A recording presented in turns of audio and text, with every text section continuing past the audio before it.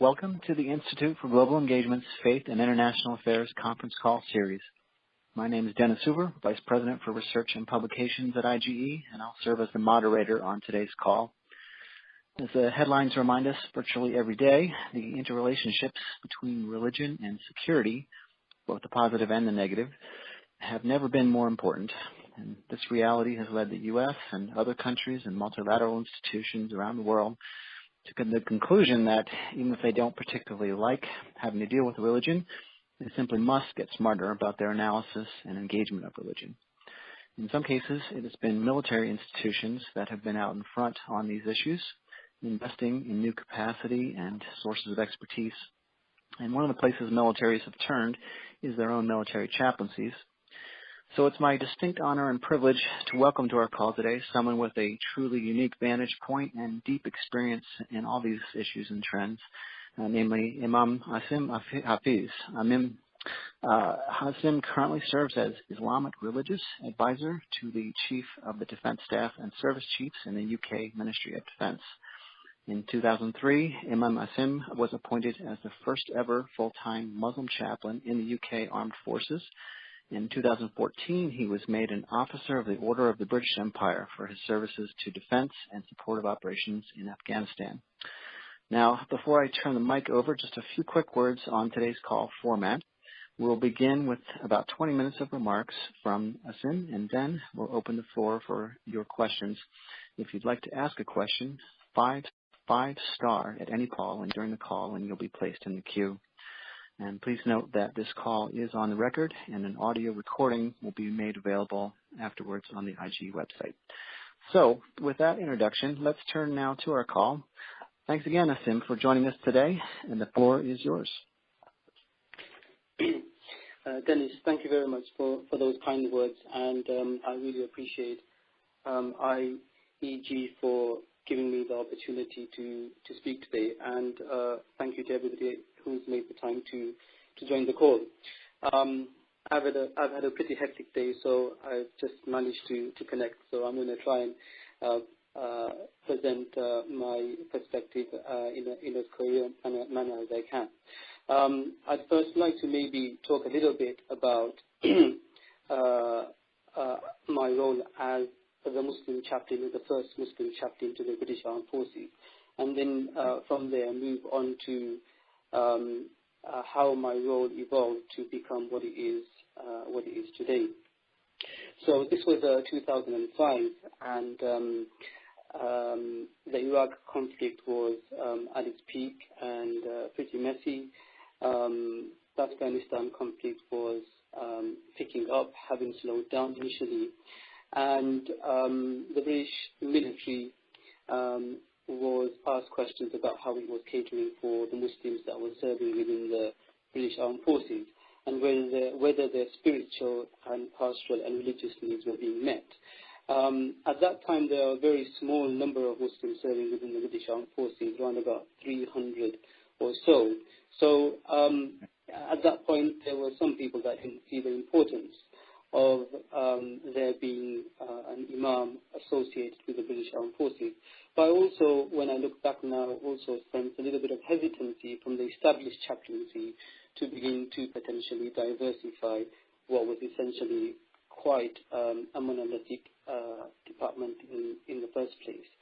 But these questions were raised at the highest level when there were Muslims who were serving Britain to die, and were willing to pay the ultimate price for Britain. What services or religious or spiritual services were they being given, just as Christian soldiers were being given. And so ultimately a decision was made, quite a political decision actually made, to appoint a Muslim chaplain to the British Armed Forces. Now, it was interesting for me because at that time I was working in the prison service, and all of a sudden this advertisement landed on my desk. I was looking for a new challenge anyway, so it was a bit of a godsend, I must say. But what surprised me was that when I approached some of my peers about this particular role, I got a lot of resistance saying there's no way you can work for an armed forces that is killing Muslims in other parts of the world, and that your role will be about encouraging Muslims or for that matter others to kill other Muslims.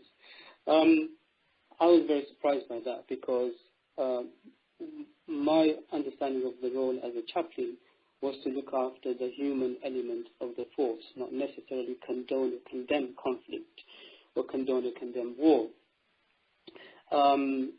My job was potentially to actually provide a sense of moral grounding for people who are serving in the armed forces and potentially even the chain of command about how they might conduct themselves during war and conflict.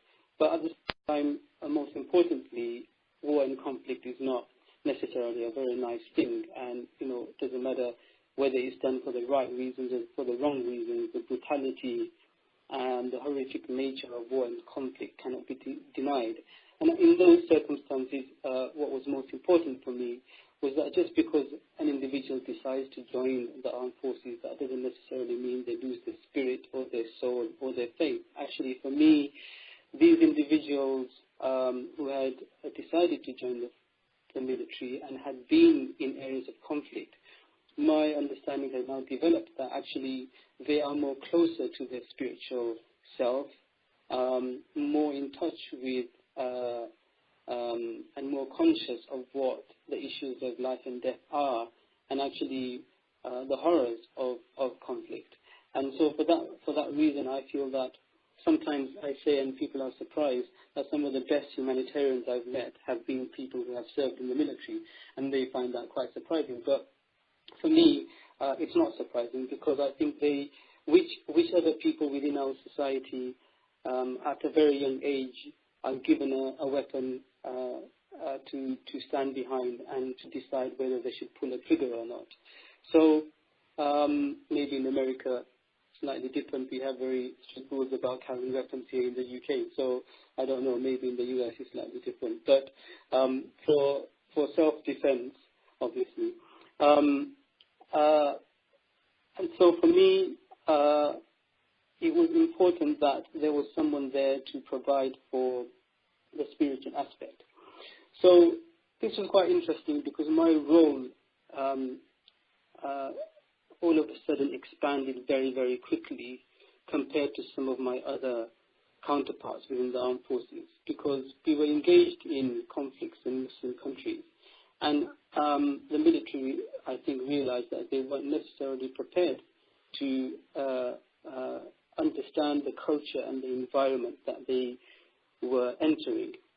And I very quickly got pulled away to actually begin to educate the armed forces about Islam in Afghanistan, or Islam in the world, and also Islam in the UK.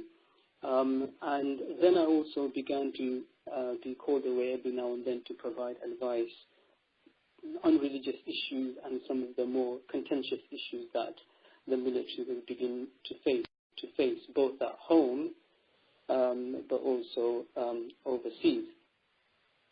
And so eventually, in about 2010, 2011, the chief of the defense staff said, it's time for you to go on a trip.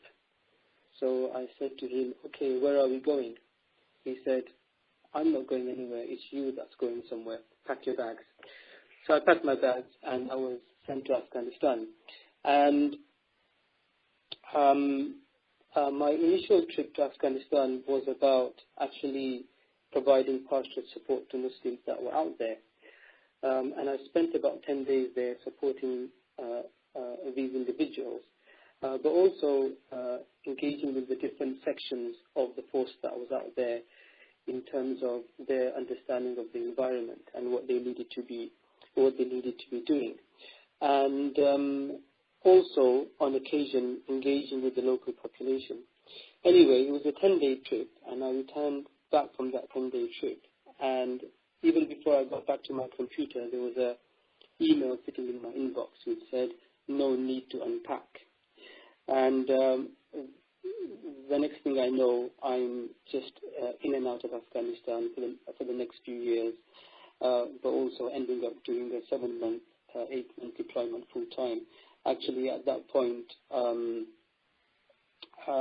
being attached to the U.S. Marine headquarters in Helmand Province, working through a British commander to a 2-star U.S. Marine commander.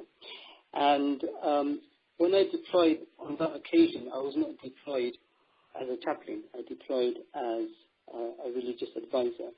But this idea of a chaplain deploying as a religious advisor became a bit of a sticky point, because the chaplain's department essentially didn't feel that they could play the role as a religious advisor. And so I had to hang up my hat as a chaplain to be able to deploy as a religious advisor. One of the challenges potentially the chaplains faced, and understandably, was as a chaplain, can we engage in J2 and J3 work? And those people who might not be familiar with those terms, this is, for example, the operational element of the armed forces, but also the intelligence of the section of the armed forces. And they felt that as an advisor, you're probably compromising your role as a chaplain, and you're probably compromising your role as a non-combatant.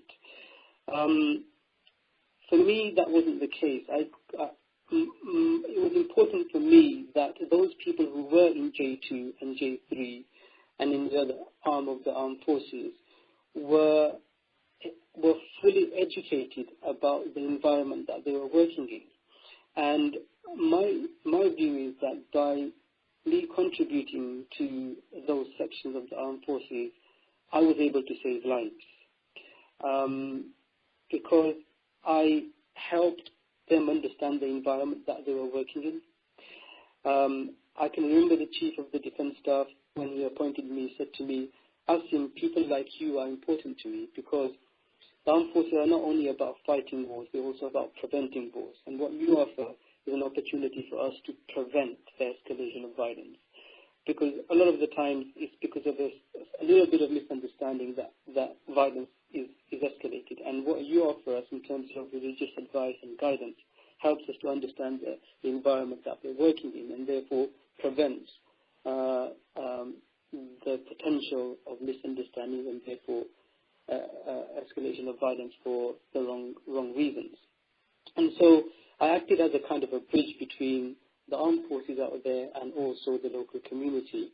On the one hand, explaining to the force what Islam actually meant, and helping them decipher between what is faith as a lived religion, what is faith as a way of life, and what is faith when it's used as a political tool, as a tool to promote violence. And how do we deal with that? And how do we differentiate between that? And how do we cope with this challenge of the force of faith? I call it the force of faith, because that's the best way militaries understand force. So what is this force of faith as a means to guide someone's life, as a means for them to live a spiritual and God-fearing life, for example, or a moral life? But what is it as a force when it's used for the wrong purposes? I also describe it as a lit candle. When you have a lit candle, it lights up the way, it lightens up the path that you're walking on. When you take it into a room, it lightens up the room. It's a light which people huddle around, and it brings people together. But that same flame, potentially, if used at the wrong time, in the hands of the wrong person with the wrong intention, that same flame can use to create chaos and destruction. So how do we help people who work in these environments decipher that? So, but at the same time, I was working on the side of with Afghan religious leaders, for example. And just for your information, I mean, in my new role, that particular aspect of my work has expanded, and I'm traveling to various parts of the Muslim world, engaging with different faith communities. And just next month, I'm bringing together religious leaders who work within their respective militaries from around the world, both predominantly Muslim religious leaders, but also Christians. And to say, okay, we have one foot in this institution and we have one foot in our communities. What role can we play? So working with the Afghan religious leaders, I wanted to sort of engage with them and say, just because someone has a different faith or a different culture than you, that doesn't necessarily mean that they're your enemy or they're out to kill you or there's some kind of infidel and that you can't trust. And I had various conversations with the religious leaders, and they said, well, how can you be Muslim and live in the West? I said, because I can, that's where I was born, and I can fully practice my faith there. Yeah, but in your country you don't allow Muslim women to wear the hijab, or in your country you don't allow women, Muslims, to build mosques with minarets, or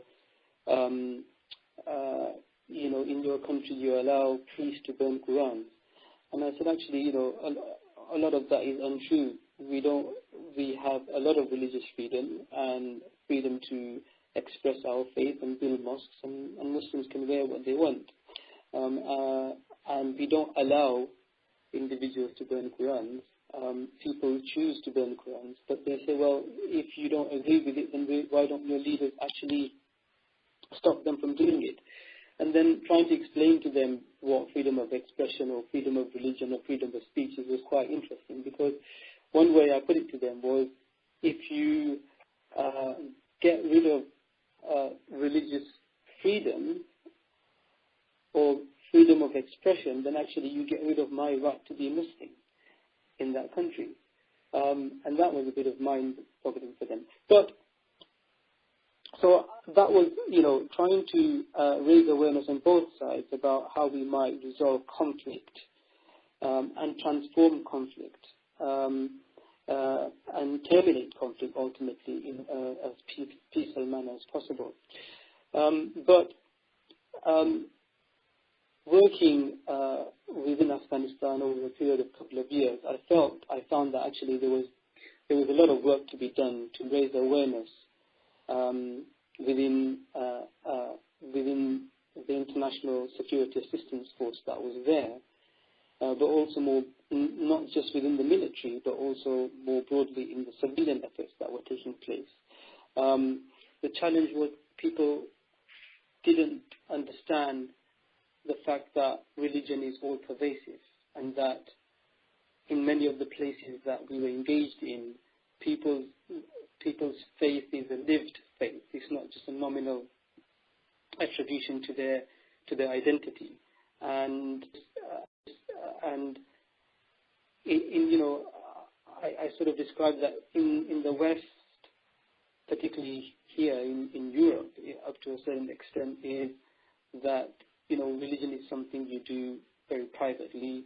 You don't bring it into the public domain. And actually, if you do, then there's something wrong with you. Whereas in other parts of the world, religion is part and parcel of society. If you don't do religion, there's something wrong with you. And it's a prism through which they see themselves and they see others. Religion, nationalism, politics, culture, it's all mixed together. And on a lot of occasions, it's religion is the glue that binds all those things together. You might say to an Afghan, for example, this is your culture and this is your religion, and they will be offended by that, because they'll say, no, what do you mean? This is all my religion. So there's no distinction between the sacred and the secular, and how do we work within that environment is something that we need to begin to figure out. And a lot of the challenges I had when engaging with U.S. leaders was the establishment clause, if I can put it that way, or the separation between church and state and the American Constitution. Though having said that, it was quite interesting to read an article recently written by Secretary Kerry, which fully endorsed the importance of engaging with faith. And obviously, he's at the State Department, you have the Office of Religion and Global Affairs, and so I see that a lot of progress has been made since then.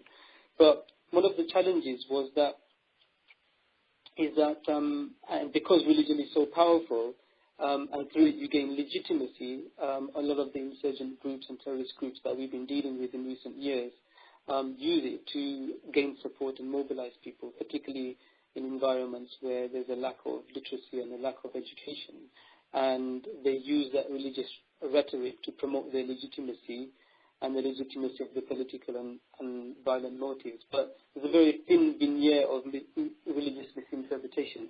I'm conscious that I am nearly up to my 20 minutes, but I'll be finishing off my notes very shortly. So religious scholars, religious school teachers, clerics, preachers enjoy a particular trust in these societies, and the public listens to them. And in many of these places, a lot of the religious leaders have been able to build public opinion against or in favor of governments. And so for us to ignore the force of faith, the power of faith, and how it's intertwined with people's identities, I think it would be a disaster for us to do that. And I'm glad that in many areas now this is beginning to develop. But just to give you an example of some of the challenges we had in Afghanistan, was that religion was mixed up with its insurgencies. So when we went there, we said the Taliban are religious, the Taliban are bad, and therefore religion is bad, and so we don't want to engage with religion.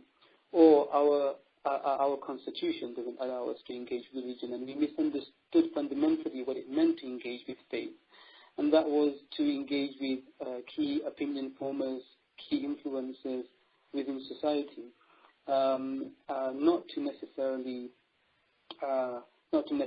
promote or establish or strengthen a particular faith. And another reason was that we were just ignorant, and because we were ignorant, we felt it safer not to engage with it and to leave it, because we felt we would get it wrong. So on that note, I'll leave it at that, and just say that what's really important about how we deal with faith at the moment is to move from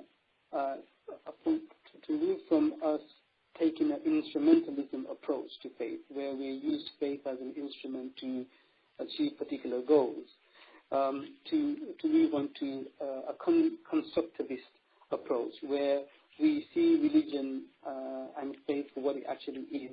It's not something that's supposed to be used, and that actually faith is what means real things to real people. And it's not something that cannot be rationalized and cannot be spoken with. And to look for positive ways of engaging with faith communities globally to be able to address some of the key global issues that we would like to address. Thank you very much, everyone. Thank you so much. That's wonderful. Thank you for your service. Thank you for being that ambassador and intermediary, helping to educate people on all sides about the nature of faith, lived faith, authentic and organic faith, and the importance of religious freedom for making that a possible and healthy part of civil society for everybody. And so you've given us a lot to chew on, and I'm sure our callers are eager to engage with you further on these questions. So we will now open the lines for questions from the audience. As a reminder to audience members, if you'd like to ask a question, please press 5 star. And when it's your turn to ask your question, today's call administrator, Lindsay Kuntz, will announce your name and unmute your line so that you may ask it. Your line will be placed back on mute immediately following the asking of the question. Also, please note that if you are already in the queue and for any reason decide you no longer wish to ask your question, you can simply press 5 star again and your name will be erased from the queue. And finally, for the sake of other callers, I'll ask that when you're called upon, please immediately ask your question rather than providing your own extensive commentary. Okay, Lindsay, our first question, please. All right, thank you for that, Dennis, and thank you for your insightful commentary, Imam Asim. Your first question today comes from Dr. Robert Joustra. Rob, your line has been unmuted, so go ahead and ask your question, please. Thank you very much, and thank you very much for those comments. You mentioned, especially toward the end of your remarks, some of the signs of hope, particularly in Carrie's letter. I'm interested to hear from you a bit more about signs of hope and work that are being done in the engagement of faith as a kind of non-instrumentalist approach, the kind of constructive things that you've mentioned, perhaps experiences you've had recently. Mm-hmm. Thank you very much for that question, and I think it's really important question, because with all the things that are happening in the world, religion is being seen to be something that is the cause of all wars and the cause of all conflicts. It's something bad that shouldn't be engaged with. But one thing that the turn of the 21st century has shown us, that actually when we thought that religion was going to take a back seat and disappear, actually it hasn't. There's been a resurgence of religion, or for that matter, did religion ever go away? For me, religion is definitely a positive tool to be engaged with in a positive way. And I cannot pinpoint particular projects, but by reference. But I know that a lot of work is going on, for example, on engaging faith leaders to deal with persecution of minorities in many parts of the world. I know that engaging with faith leaders and theology as well, because I think theology is really important. And how do we help people who haven't had an opportunity to see their theology and their interpretation from a different perspective? How can we assist in helping theologians and faith leaders re-theologize their positions? And so, for example, there has been a lot of work going on with faith leaders in promoting education particularly for women, engaging with faith leaders on gender equality and preventing sexual violence against women, particularly during conflict. And, these are important aspects that we can, by which we can contribute to some of these challenges that we're facing, including, caring for our environment, I think, is also, and the environmental issues, and how, for example, in religious texts it talks about how we are the custodians of the earth and how we might actually live our lives differently to be able to ensure that we fulfill that custodianship appropriately in a way that God has given us that responsibility. So I hope I've addressed your question there in terms of what kind of things are being done and can be done through engagement of faith in an appropriate manner. Thank you, Rob, for your question. Sorry, may I just add one thing? Of course. Yes. There is also, on that note, having mentioned all of those things, I mean, obviously a key thing that concerns us globally at the moment is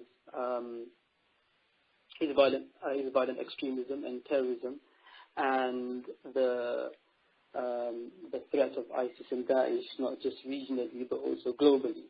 And there is a lot of effort going on from religious scholars on both sides of the religious Islamic spectrum, whether it's Shiaism or Sunnism, to actually counter this very skewed view of Islam, a very uncontextualized and very manipulated interpretation of faith to meet their own selfish agendas. And so this is another actually crucial way in which we can engage with religion, where individuals take faith, manipulate it for their own goals and own motives. I think religious leaders are being engaged and are coming forward to be able to deal with some of those issues too. Thank you. Thank you. Your next question today comes from Annie Zonneveld with Muslims for Progressive Values. Annie, your line has been unmuted. Please ask your question. Hi, salam, Imam Asim. This is Annie Zonneveld. I'm founder and president of Muslims for Progressive Values. One of the works initiatives that we do is one called Imams for She, and that is working with imams who are advocating for women, girls' rights within the community for which they come from. We are very enlightened by this notion that you are working with imams on the ground in countering and advocating for gender equality and violence against women. So one of the things that we feel is problematic is the interpretation, the manipulation of Sharia law within the community itself, right? So one of our initiatives is called Sharia Law for the 21st Century, because this is something that we have to do in order for once and for all to do away with the radicalism, to do away with the injustice that's happening within the Muslim society. So for one example, if a child in the refugee camps of Syria in Jordan is being married off for poverty reasons, but there is an imam that's actually marrying off this child to a rich suitor from the Gulf state, there is a moral corruption here, right? What we feel that we need to do is we need to overhaul Sharia law that is applicable to our lives here now. So I want to ask you, do you agree with this revamping of Sharia law for the 21st century? And if so, will you join us in this initiative, which we're working with Tunisian scholars of Islam and professors in Tunisia, starting with the MENA world and so on and so forth, and hopefully changing Sharia courts within societies and Muslim communities throughout the world. Brilliant. Thank you very much for that question, and a very key question, actually, in terms of where Islam sits in the world and where Islamic thinking actually sits in the world at the moment. I think I couldn't necessarily agree with you more. I think the challenge is that thinking on the interpretation of text and thinking on interpreting Islamic theology has in many instances become stuck in time. And so for many centuries, a lot of stuff is just taken as it was developed at the time. Whereas, one of the things that really drives me when I think about how we approach the text today and how we approach the Quran and the Sunnah and the Hadith of the Prophet Muhammad, peace be upon him, today, his last sentence in his last sermon, and that was that may the people who come after you understand the faith better than you, which means that faith was something that, and the text was something that needed to be continually engaged with. It wasn't something that was stuck in time. And the context was a key part of early interpretation, a key part of how Sharia rules were developed. And I think it's absolutely important that some of our global Islamic religious leaders begin to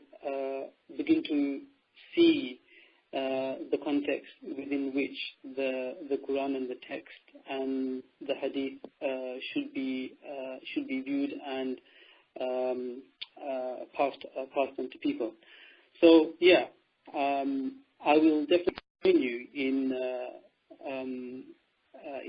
making that known. And it's been one of my passions, actually. Even in the UK, how do we revolutionize the religious leadership within mosques?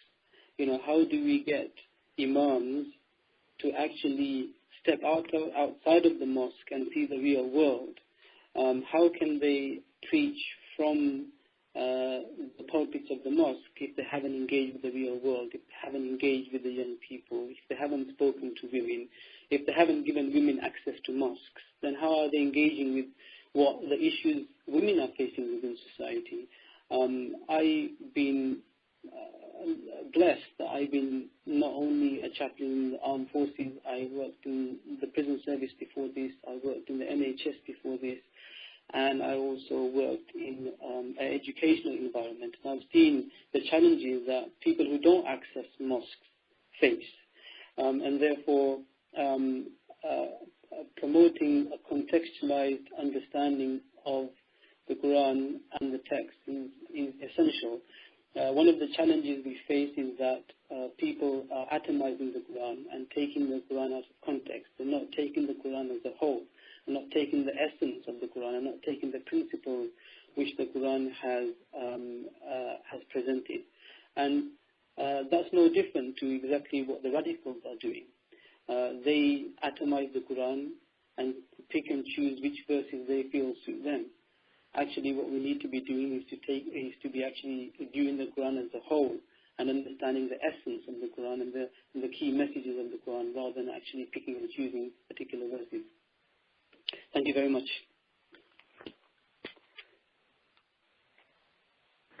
Thank you.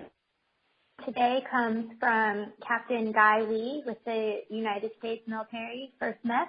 Guy, your line has been unmuted, so please ask your question.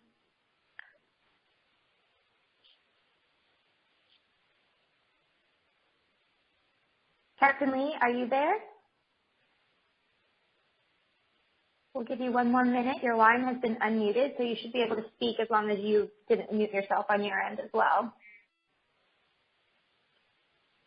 Okay, not a problem. Go ahead and push 5* again if you would like to ask your question, and we'll move on. Our next question then is coming from Corey Bender. Corey, your line has been unmuted. Please ask your question. Hi.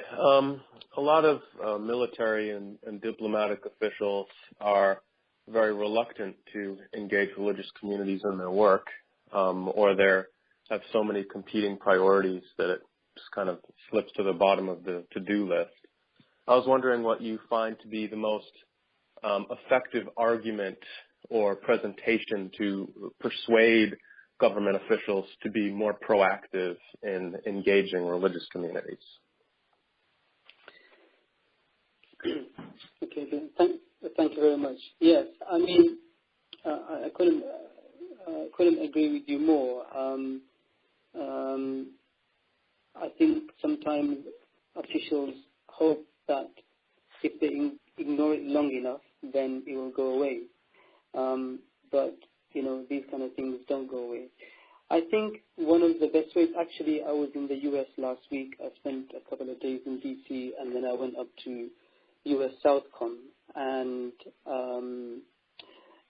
there I participated in a religion matters symposium. And one of the things that were being discussed there was to at least ensure that officials, leaders, commanders use religion as a factor for analysis. You know, we have to ensure that people understand that this is it's part and parcel of people's identity, and if we don't engage with it, and if we don't understand it, and if we don't work with it, that we're actually missing out and excluding a big factor of the environment and the people that we're working with. So I think one of the challenges actually is that unless we instrumentalize faith, people don't want anything to do with it, and that's the challenge we have. Whether this is a good thing or a bad thing, we need to be able to show officials that faith is useful for the work that they're doing. And I think if we're willing to convince them about that, we will get more support from them. I know we're trying to move on from an instrumentalist approach to a constructivist approach, but when it comes to putting money behind engaging with faith and engaging with religion, particularly when it comes to putting state money and public money behind these kind of engagements and activities, we're going to have to convince and prove to officials and our leaders that it's worth it for them to engage with religion and faith because it meets their objectives. And I think if we can do that, we'll find that more and more officials will be able to see the value of faith and the importance of faith. Thank you very much. Thank you. Okay, so our next question, the number is actually blocked, and therefore I don't have a name associated with it. But if you had pressed 5* and you were waiting in the queue, your line has been unmuted. So if you could go ahead and kind of introduce yourself and ask your question. Hi, I don't know if it's me. Do you guys hear me? Yep, it's you. Okay, I didn't. Shaya. Yes, this question is to Imam Asim. My name is Shaya from Miami, and I wanted to ask you, this is a historical incident. It's been happening over thousands of years, and, it comes from all sides and from many groups that, are conquering or on power. And I don't know if this is something that'll really go away. I'm just thinking that, basically we may be able to just educate more people so they don't get a larger following, and be able to keep it in check because, historically it hasn't been very easy to counter this, has it? Counter what, Shaya? Counter this type of movement where you have a radicalized, violent ideology that wants to conquer and rule. This has happened in many religions in the past and over thousands of years. This has been something that's been going on for a long time, and I don't think it's really going to go away. The only way, maybe diminished. But I mean, in the past, this has been resolved, unfortunately, by battles, and the stronger, subduing the weaker and bringing peace over them. What resolution do you see based on historical past results of this type of situation reoccurring? Okay, no, brilliant. Shaya, good to hear from you and hear from you again. Yes, sir. By the way, I didn't forget you owe me dinner. Yeah. When I'm back in the US, you'll definitely get one. All right. Yeah. No. Thank you very much for your question. I mean, it's quite a big question. I don't know if you can deal with it in the time that we have here. But one thing that does come to my mind is that aggression breeds aggression. How do we engage with violent people in a restorative way rather than a punitive way? I know this is hard to accept and hard to engage with.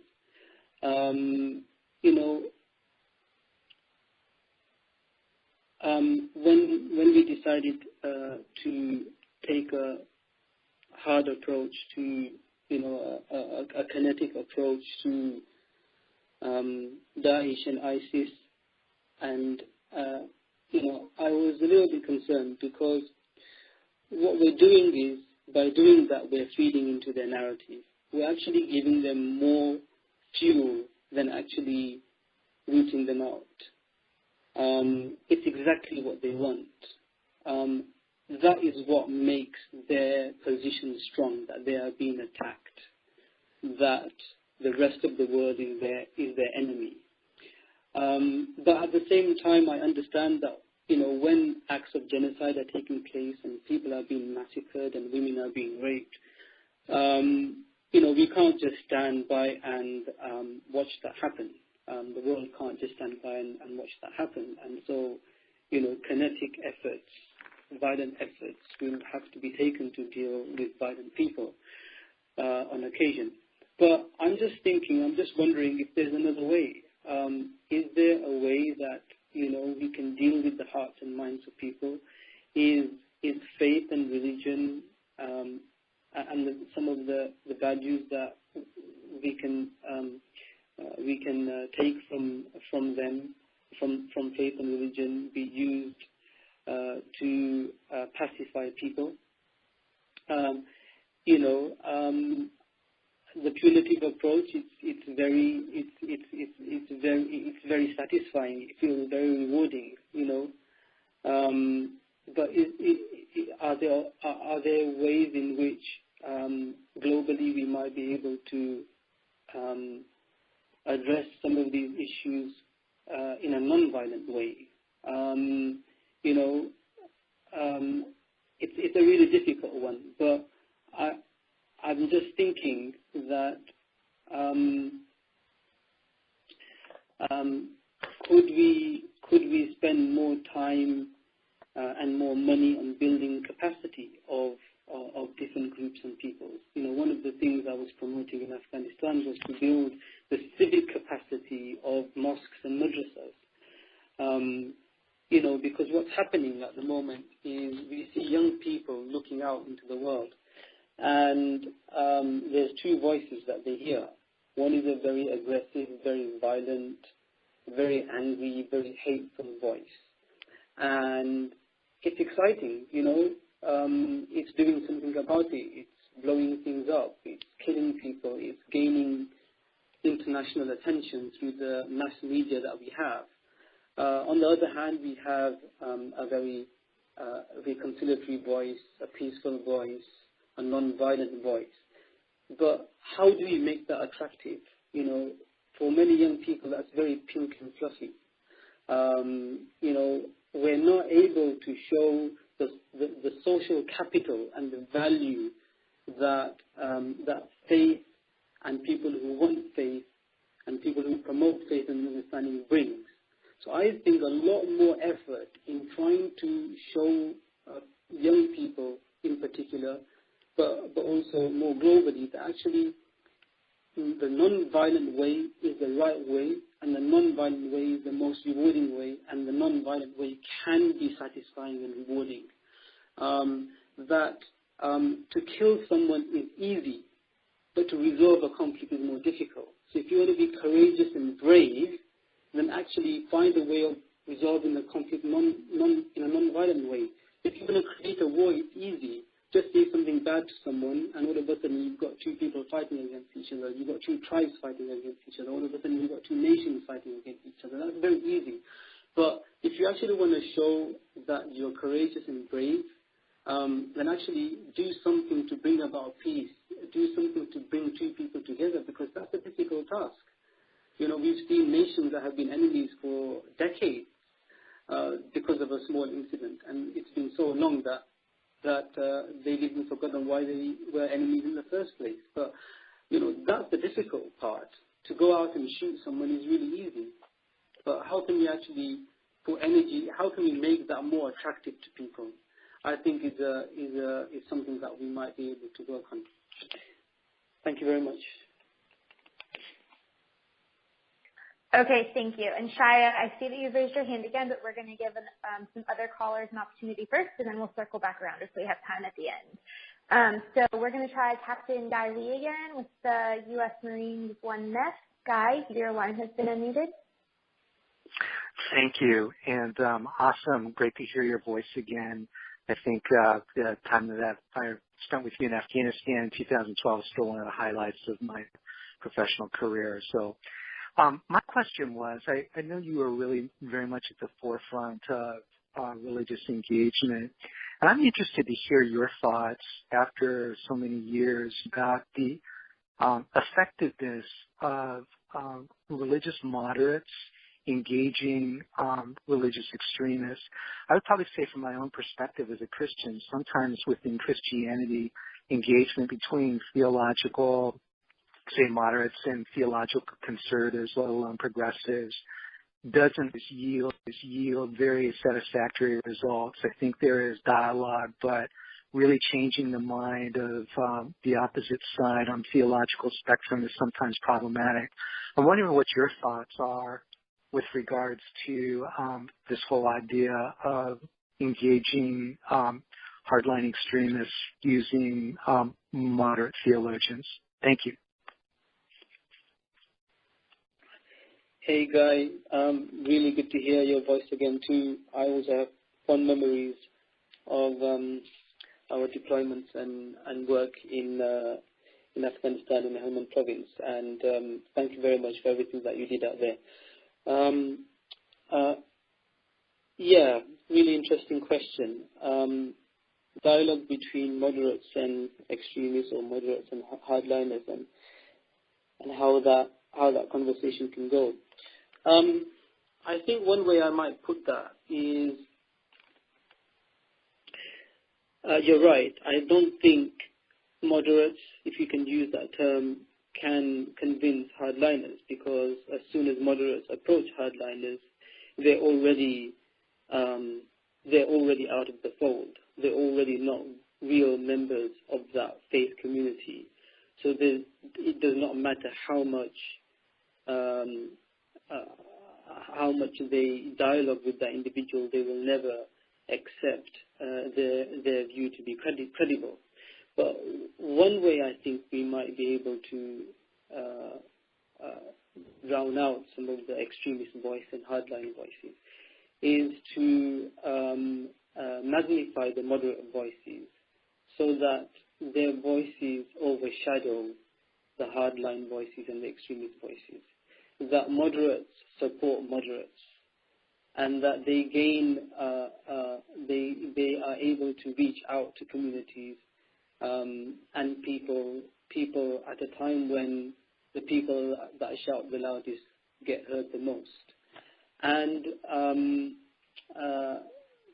creating the alliance between moderates and moderates, both locally, nationally, and globally, I think is a way of slowly diminishing the following and the attractiveness of what potentially the extremists and hardliners might offer. And at the same time, we also need to put hardline and extremism on a spectrum. There can be extremism in a sense, if I can put it that way, or fundamentalism maybe, or orthodoxy or conservatism, which can be tolerated, and in our free societies, we're happy for those kind of views to coexist in the pluralistic and diverse societies we have. So, there are some hardline views and conservative and orthodox views that will always be there, and for them it's not extreme, for them it's normal, and I think they need to be tolerated, and I don't think moderates need to actively go after those kind of individuals and those kind of narratives. And I think that's some of the challenges that potentially moderates face, that they feel that they have to go out and challenge all kinds of conservatism, all kinds of orthodoxy, all kinds of fundamentalism, and therefore not necessarily be seen to be effective and credible in their own right. So, just coming and closing the answer on that question, I would say enhancing and magnifying the moderate voice and the moderate narrative as much as possible within society in as multiple ways as possible is what we need to be doing, rather than putting moderates up against the hardliners. Thank you very much. Thank you so very much. Our next question comes from James Chen. James, your line has been unmuted. Please ask your question. Okay. Well, thank you, Imam Asim. I was wondering if maybe you perhaps might know just the percentage or numbers of Muslim soldiers in the British forces, and in your conversations with them, what were some of the most common challenges, especially the ones that may have deployed to Afghanistan, that they've sought out your counsel for? Thank you. Yes. The percentage of, thank you very much, the percentage of Muslims serving within the British Armed Forces is tiny. It's something like 0.01%. There's about 550 Muslims serving within the Army, Navy and Air Force. So it's a very, very small percentage.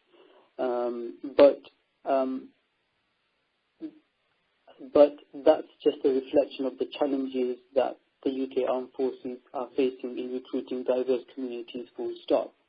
So we are not proportionately representative of the diverse communities that we have in Britain, whether it's ethnic groups or religious groups, whether it's Hindus, Sikhs, Buddhists, women, our Africa, black communities are also, underrepresented within the armed forces. And part of that, the problem is that we have not been able to communicate to these communities what it is that the armed forces actually represent and what it is that they actually do. And I think the media and the way they represent the armed forces has a lot to do with that. So, what kind of issues may Muslim soldiers have come to me with? Interestingly enough, there have not been very many challenging circumstances in which these soldiers, sailors and airmen come to me when I was serving as a chaplain. I myself was under the assumption that Muslim soldiers deploying to Muslim countries might create quite a strong dilemma for these individuals. But to my surprise, that hasn't been the case. I think what's really been important for these individuals is their camaraderie and loyalty and commitment to their units and to their regiments. And that's what's been important to them. And most of them have been pretty clear that Britain's engagement, and for that matter, and that of our allies in, say, Iraq, Afghanistan, and now Syria and Iraq, is not necessarily a war against Islam or war against the religion. It's war against terrorist groups and insurgencies and militancy. And they are not necessarily fighting against a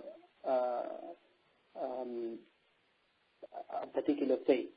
And they realize that Britain doesn't deploy its troops based on the fact that they're going to destroy a religion or destroy a particular faith community.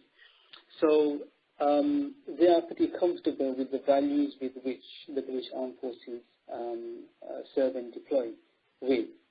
Having said that, part of the reason why the Armed Forces isn't appealing to members of the Muslim community is exactly for that reason, particularly in recent years, is that they see Britain's wars or places where Britain has been militarily involved in to be wars against Muslims and wars against Islam, and that the war on terror is a war against Muslims and a war against Islam is not a war against terrorism.